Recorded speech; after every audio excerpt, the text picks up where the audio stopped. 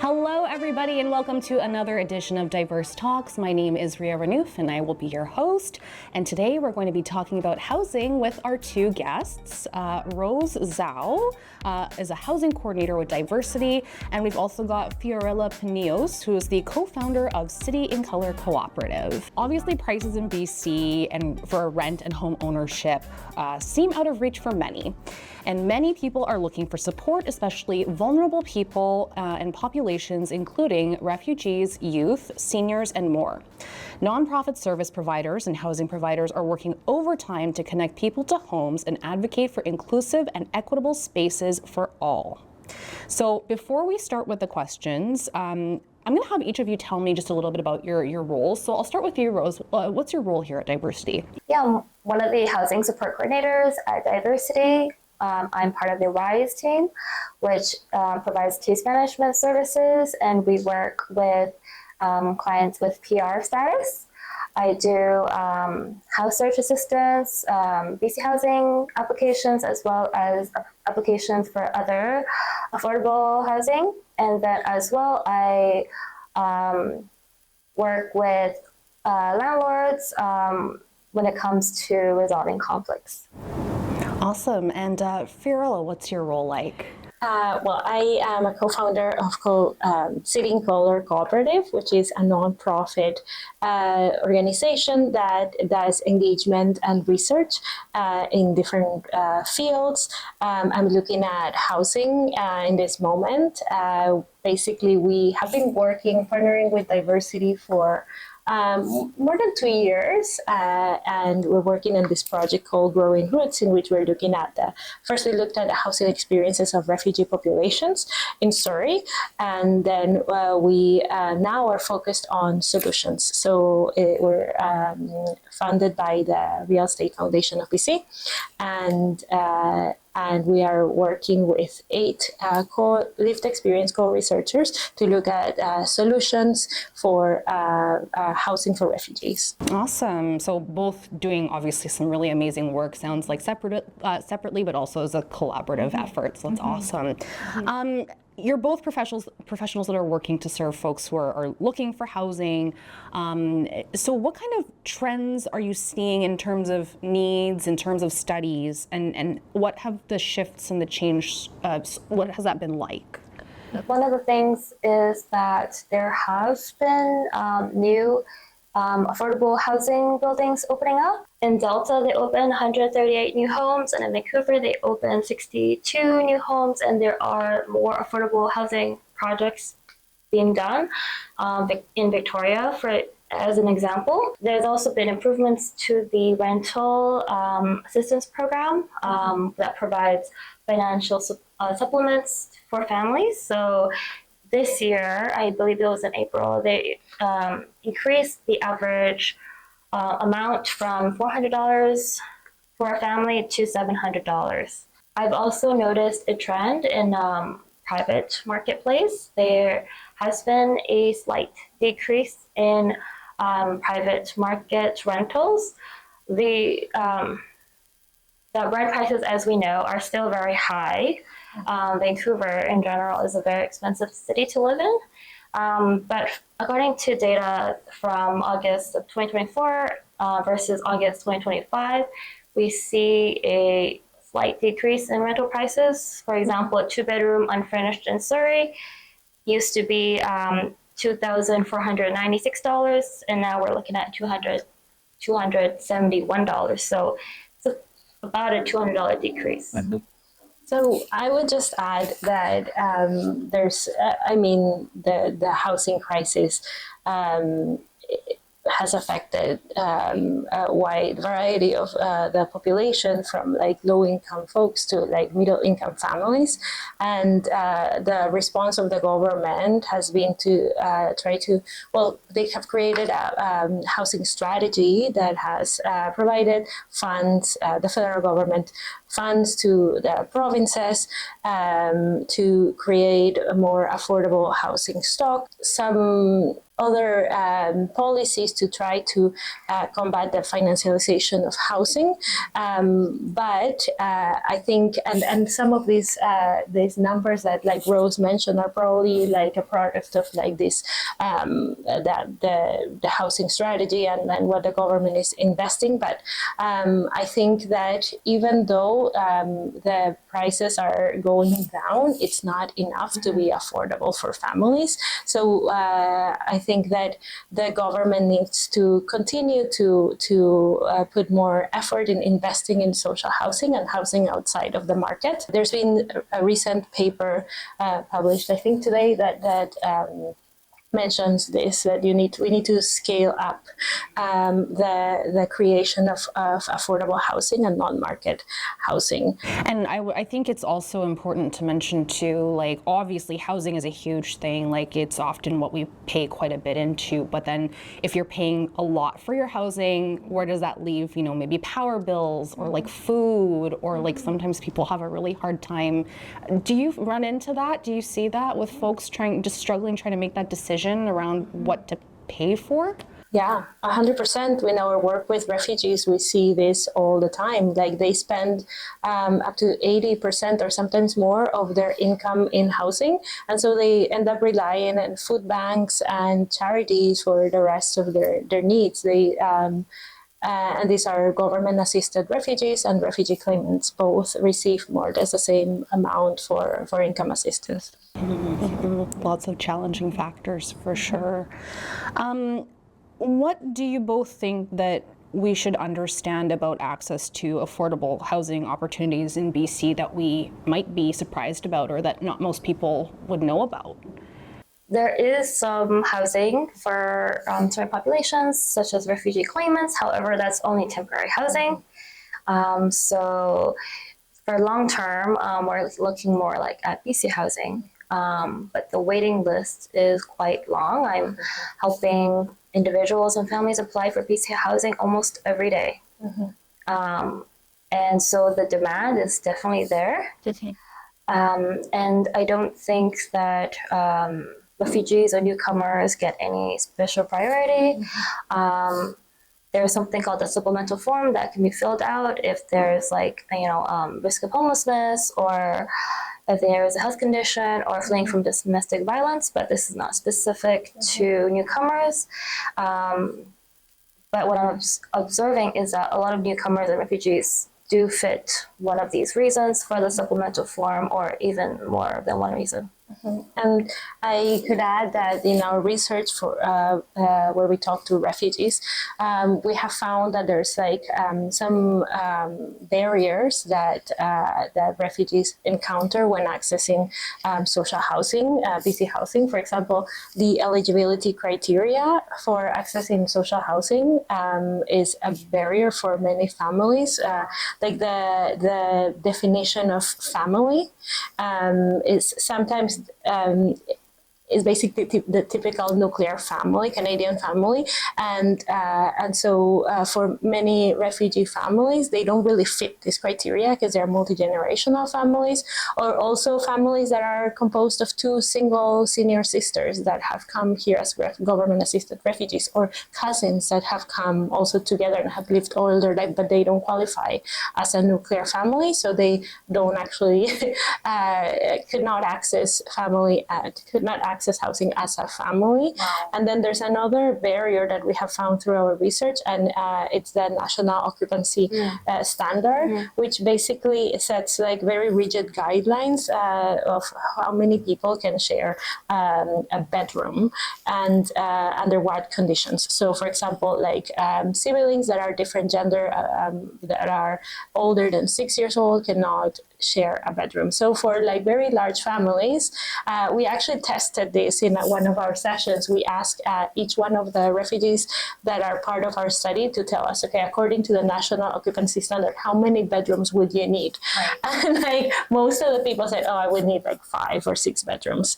So these are very rigid, like guidelines that tell you how many bedrooms. And BC Housing has some available some 4 or 5 bedroom apartments, but they're not very many. So in the case of the waiting list, they would be at the end of the waiting list if you need that many bedrooms.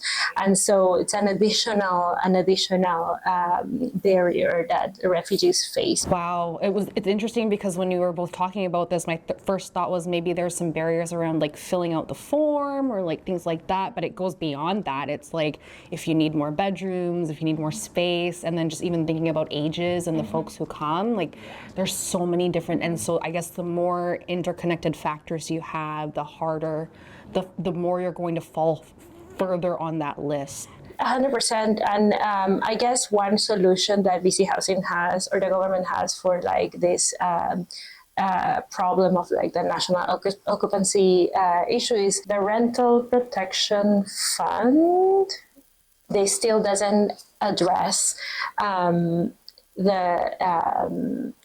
problems with like having abusive landlords. Like for example, these funds provide like extra funding for families that want to look for housing outside of BC Housing, in case they have a large family. But the problem is when you are a vulnerable family that are outside, like looking in the private rental market, you don't really know if you're going to find a good landlord or a bad landlord. So this only provides extra funds, but this doesn't really provide the security of tenure or knowing that it will be like in a safe place.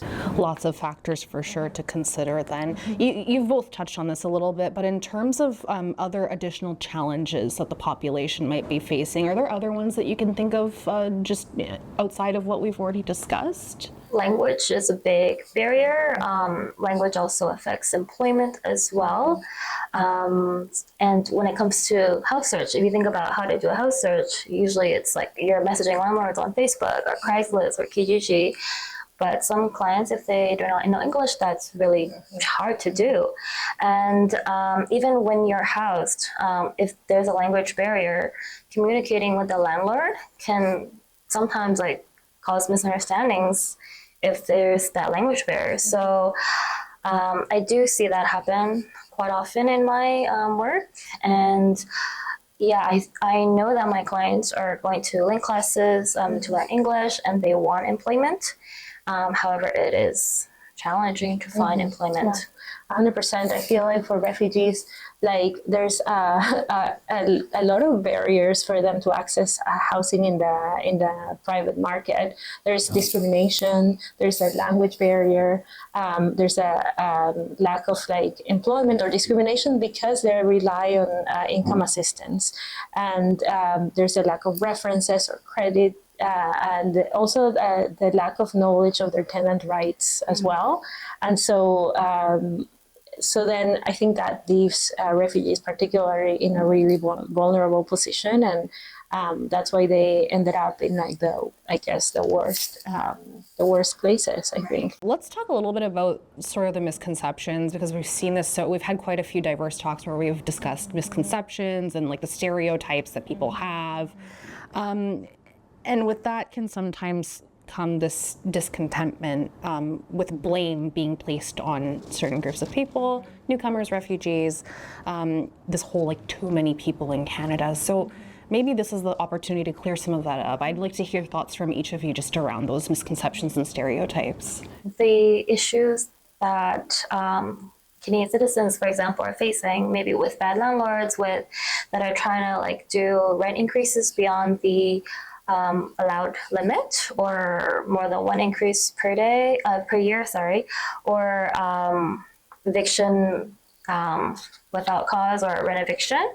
The newcomers and refugees face these same challenges, and I would argue that they face these same challenges with additional barriers because of what we mentioned, the language or lack of like knowledge on like Canadian housing and tenancy laws. So I think that they're very vulnerable. I think that if they do not have a lot of social connections in Surrey, for example, especially if they don't have if they're not connected to like a settlement agency or don't have someone helping them, I think that they can easily be taken advantage of. I feel like in moments of like political change or political turmoil, politicians will always try to find like a scapegoat, someone to blame for the problems that we have. But really, like if you look at the housing crisis, you can look at like multiple barriers that have like really made this housing crisis worse, like the financialization of housing, among other issues, like the overabundance of short-term rentals, for example, and this, and also like the lack of investment in social housing from the government. And so these, among other issues, have really created this like housing crisis that we're living on right now. And I don't think you can blame immigrants for years of government inaction in all of this. So now we see a bit more of action in this government side in terms of like the housing strategy and putting some more money into like building more housing, more affordable housing, and some regulations with like speculation, like, but it's not enough, and it's not fair to put blame into a population when there's been years of like lack of investment and protection. So it sounds like we as a community, as a society, have some work to do versus just laying the blame or, scapegoating, things like that. So no, it's really important to remember for sure. Of course, everybody deserves a safe place to call home. Doesn't matter what walk of life you come from, everyone deserves a safe place to call home. So you alluded to this a little bit, both of you, but in terms of like firm action, what are some places that perhaps the different levels of government, we as service providers, where can we go from here to make a change for the better? I think change can be done on all levels, like micro, meso, macro. So on an individual level, I think we can look within and check in with ourselves, like, do we have, like, what biases do we have? Especially in our work with clients, because that really translates in our work. And then with landlords, I think that they have a responsibility to be a fair landlord. Sometimes, like, they might not be aware of the tenancy laws of what they can and can't or shouldn't be doing.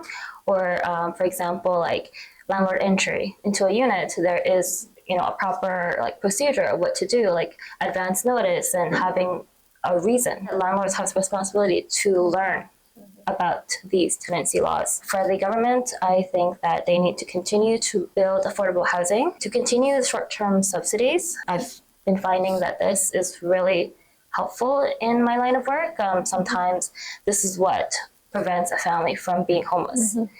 Because an event can happen, and sometimes like this is like really needed. And then also continuing the rental assistance program, like financial supplements as well. And I would just add at the macro level that I would say that like the creation of non-market housing should be scaled up, and the government should really work with non-profit housing societies that are already doing the work to build more housing. And I feel like there needs to be more coordinated work between non-profit housing societies that are already working in that field with the government, because I feel like there might be a disconnection between the grants that government give and the work that is being done by the non-profit society. So like would urge the government to really connect with the people that are doing the work and really see how they can scale up the work. For sure, continued dialogue among everybody who's just trying to help and make a difference. And then I guess my last question to each of you is, if there's one thing that you would like our audience to take away from today's discussion, what would that be? So if you're someone that works in the housing field, that would like to be involved in this work, please connect with us. We're happy to have more allies and to continue the work. I think for myself as a housing support worker, definitely building more connections with other organizations, whether it's like other nonprofit organizations that are doing similar work or housing providers. This is like really needed, especially like, for example, if there's a shelter and they have a vacancy, it's really, really helpful when they can send like a mass email to housing workers that are working at different agencies, like, hey, I have this vacancy for this many bedrooms and we can share this with our network. And so I think there is a bit of a disconnect, but I think like ideally like there's more connections so we can all like work together. I love it. Keeping that dialogue open and working together to make change for all the right reasons. Thank you both so much for taking the time to be guests on Diverse Talks. And thank you so much for joining us for another edition of Diverse Talks. Just a reminder that all the links you need to know related to this episode will be in the description. Thank you, and we will see you in the next one. Thank you.